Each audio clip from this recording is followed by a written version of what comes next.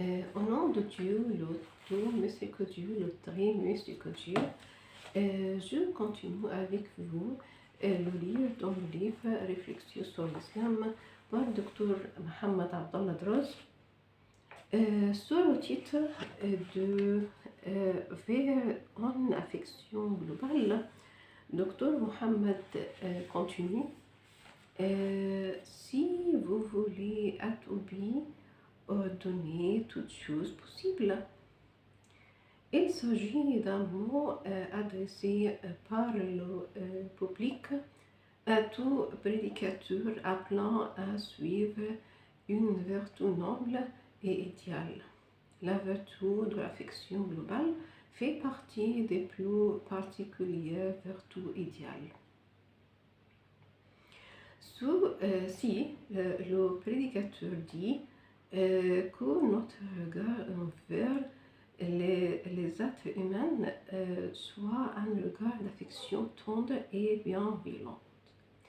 Les gens disent si vous entendez par là notre premier regard le matin chaque jour, avant de commencer nos actes quotidiens, alors volontiers, car il n'y a pas lieu de supposer le malheur et le mal de la part des gens sans aucun fondement. Il n'y a même pas de justification posant à les agresser ou sans fondement ou sans aucune expérience précédente. Si vous voulez appliquer ce principe à ce que nous avons fréquenté et avec qui nous nous sommes mêlés, et qu'il était pour nous miséricordieux et pacifique, et nous n'avons retenu aucun malheur de leur part, aucun mal non plus également, on vous doit obéissance aussi, car la récompense du bien n'est-elle autre chose que le bien. Mais si vous voulez étendre cette miséricorde et cette tendresse, même sur ce que nous avons fréquenté et trouvé de leur part une dureté et une rudesse, qu'il était adversaire de bien et calomniateur, acerbe par médisance,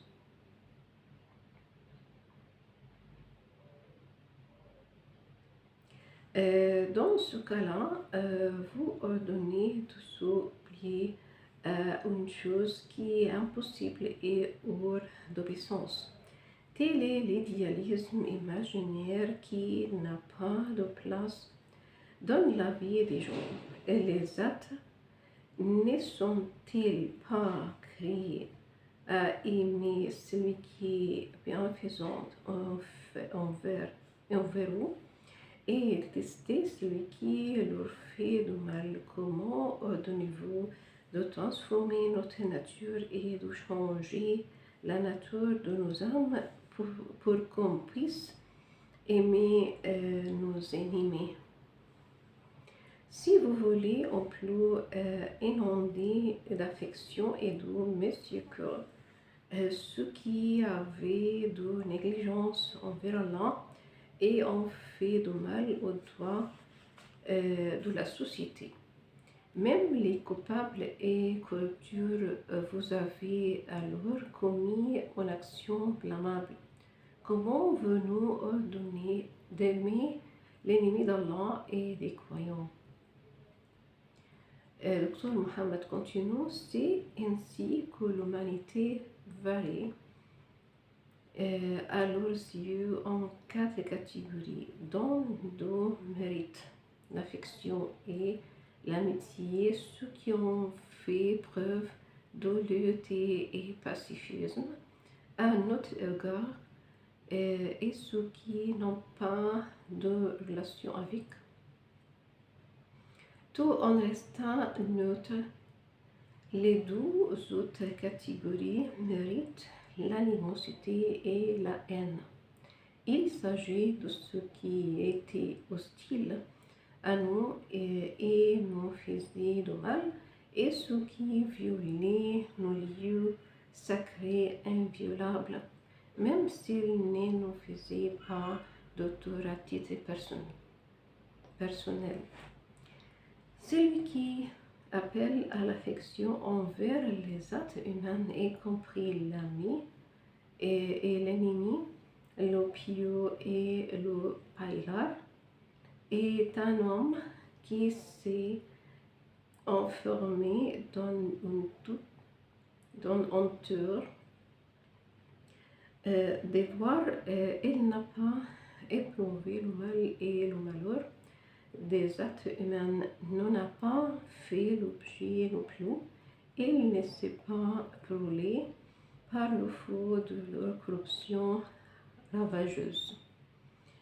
S'ils sont au champ de travail avec le groupe, il verra que le travail soulève des poussières dans ses yeux et que la fréquentation fait naître des étincelles qui brûlent son cœur, mais il finira par nous dire: alors comment pourra-t-il aimer celui qui a soulevé la poussière, et comment pourra-t-il supporter le provocateur de cette étincelle?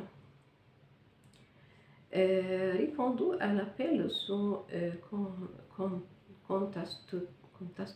contestateur, descendons avec lui au champ de travail, recevons tout ce qui est soulevé de poussière et nous regardons comment traiter le provocateur et le provoqué. L'on dit alors: comment aimer mon ami, mon ennemi? Non, ne s'agit-il pas d'une contradiction et d'une impossibilité? Nous disons que cette contradiction n'existe pas dans le réel, mais dans l'image à travers laquelle les faits ont été présentés. Vous appelez la personne qui vous a fait du mal un ennemi déterminant avec préméditation. Vous ne pouvez pas alors l'aimer. Mais moi, je l'appelle un ami ignorant qui a fait une faute. Je peux donc l'aimer?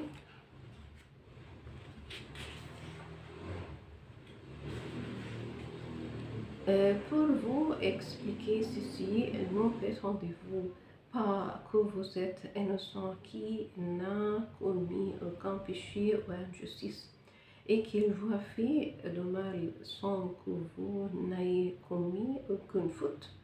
Alors ce mal n'est pas en fait adressé à vous, mais à une autre personne qui a commis une faute, qu'il a imaginé en votre personne.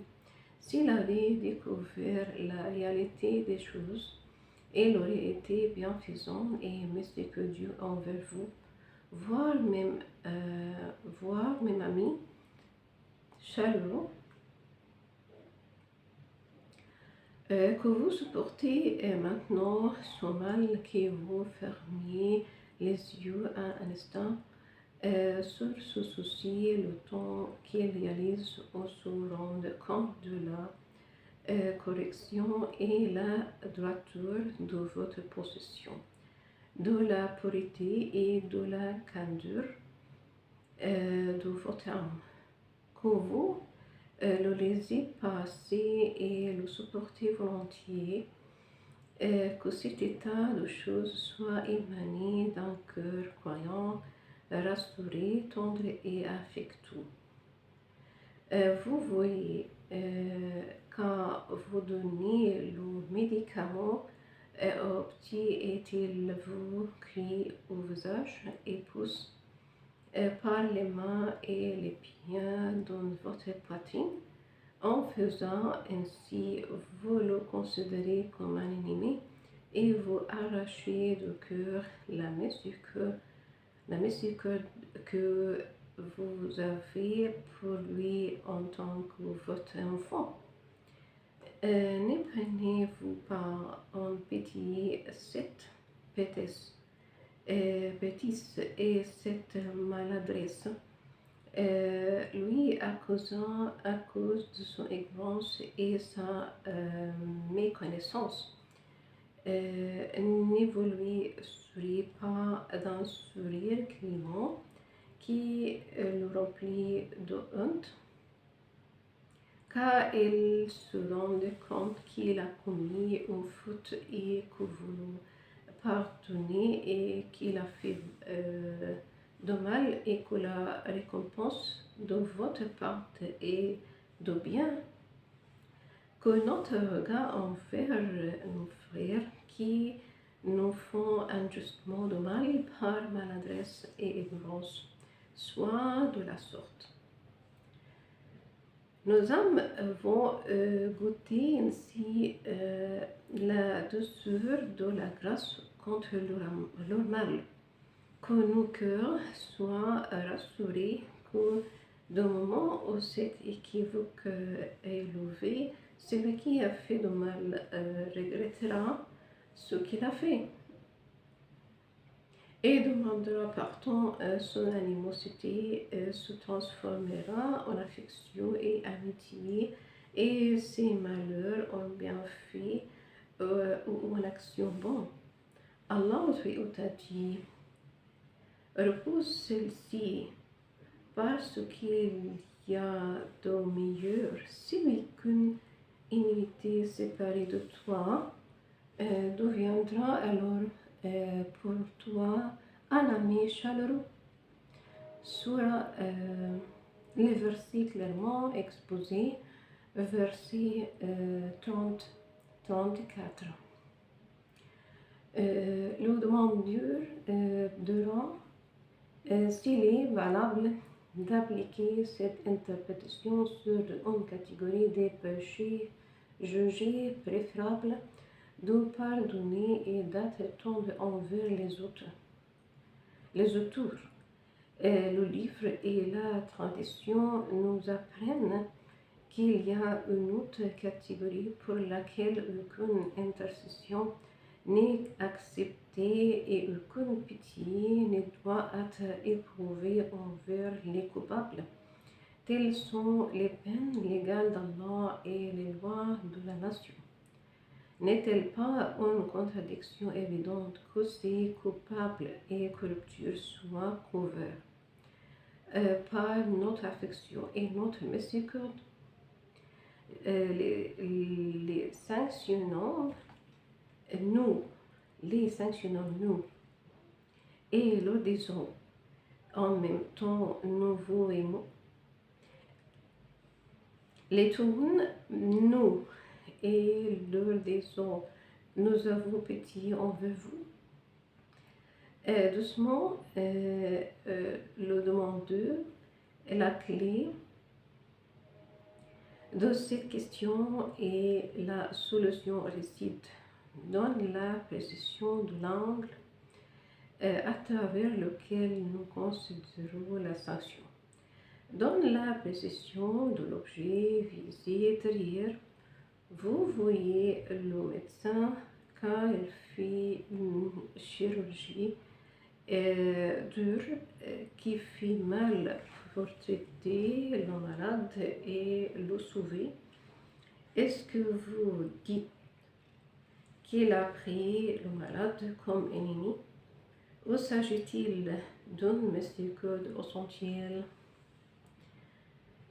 C'est le même cas pour nous quand nous appliquons les peines légales et imposons les sanctions réprimandes. Nous ne le faisons pas par vengeance des personnes coupables, mais par purification et pour miséricorde pour eux et pour le groupe au sein duquel ils vivent. Nos âmes doivent être pures et loin de la rancune et la haine envers leurs personnes. et les flèches de notre colère doivent être dirigées vers leur crime, pas vers eux. Mais si le regard du Coran envers la sanction avait été un regard de vengeance de ceux qui le méritent, il leur aurait impétueusement fait la guerre et ne leur aurait accepté aucun changement de conduite. Comment il est dit dans le Coran? Dieu acceptait le repentir de celui qui reviendra vers lui après sa faute et qu'il s'amendera. Dieu est celui qui pardonne et les miséricordieux. Sur la table servie, verset 39. Aussitôt, Dieu dit dans le Coran, il dit s'il s'arrête, cessez de combattre sauf contre ceux qui sont injustes. Sur la vache, verset 191. 92. C'est ainsi que se rencontrent l'idéalisme et le réalisme dans les commandements du Coran. Dieu n'est-il pas le plus juste des juges? Sur les figuiers, verset 8. Si il est le plus juste. Sur le titre Islam et relations, Dr Mohammed dit l'islam avait-il été révélé pour être une religion nationale de la péninsule arabe et tout ce qui l'entoure? Avait-il été révélé pour appeler à l'établissement d'une nation islamique qui soit fanatique de sa religion et de son peuple? Premièrement, l'islam n'avait pas été révélé pour être la religion de la péninsule arabe, car il a commencé par s'adresser à tout le monde et avait annoncé que son message concerne le monde entier. Deuxièmement, s'il avait été révélé pour constituer une nation islamique de juste milieu qui ordonne le bien et interdit le mal, il n'y aurait pas de problème. Mais la vérité que nous devons expliquer à toute personne est que l'islam, même s'il était révélé pour créer une nation islamique en plein essor, le voici appelant à une fraternité universelle basée sur la connaissance les uns envers les autres. Allah dans le Coran dit: en vous les hommes, nous vous avons créés d'un mâle et d'une femelle. Nous vous avons constitué un peuple et un tribu pour que vous vous connaissiez entre vous. Sur les appartements privés, verset 13. Il a appelé à l'établissement des relations publiques à base d'amour, de bienfaisance et de justice. Allah, dans le Coran, dit: Dieu ne vous interdit pas d'être bon et équitable envers ceux qui ne vous ont pas combattu à cause de votre foi et qui ne vous ont pas expulsé de vos maisons. Dieu aime ceux qui sont équitables. Sur l'épreuve, verset 8. L'islam a appelé à la paix mondiale pour qu'elle soit un pilier dans les relations internationales. Allah dit: ô vous qui croyez, entrez tout dans la paix. Ne suivez pas la trace de démons. Elle est votre ennemi déclaré. Sur la vache, verset 208. L'islam a pris soin de la dignité de l'être humain qui constitue une brique dans la construction humaine et ce afin qu'il soit un membre efficace dans les relations publiques. Allah dit dans le Coran, nous avons énobli le fils d'Adam. Sur le voyage nocturne, verset 70. L'objectif visé par l'islam derrière l'établissement d'une nation islamique était de créer une nation de juste milieu qui ordonne le bien et interdit le mal afin d'accomplir une tâche noble et humaine au service de la paix mondiale et la sécurité internationale. Sans doute, une nation ayant un tel objet et un tel message soutiendra forcément l'établissement des relations mondiales et les maintiendra face aux forces du mal et des troubles. Allah le Très-Haut a dit nous t'avons seulement envoyé comme une miséricorde pour les mondes. Surah les prophètes, verset 100 et 107. Tel est un sens humblement humain qui ne laisse présager aucun doute que l'islam a été révélé pour accorder à l'humanité la fraternité, l'amour et la paix. Et c'est ça pour cet épisode. Au prochain épisode, au revoir.